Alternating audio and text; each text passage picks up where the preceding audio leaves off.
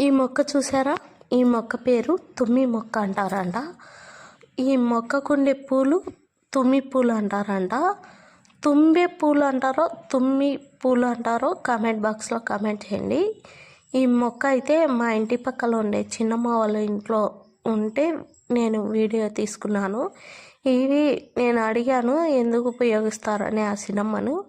ఇవి మహాదేవునికి పూజకు గాను అభిషేకానికి కానీ ఉపయోగిస్తారంట. పూజలో కానీ దేవునికి మహాదేవునికి ఇష్టమైన పూలలో తుమ్మి పూలు కూడా ఒకటంట.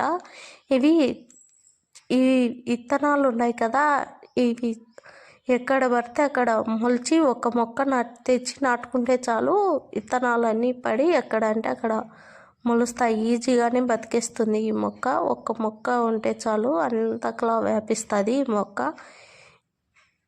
ఇంకా ఈ మొక్క గురించి ఎవరైనా తెలిస్తే కామెంట్ బాక్స్లో కామెంట్ చేయండి. చాలా వరకు వీడియోలు చూస్తున్నారు కానీ లైక్ చేయడం లేదు. లైక్ చేసి సబ్స్క్రైబ్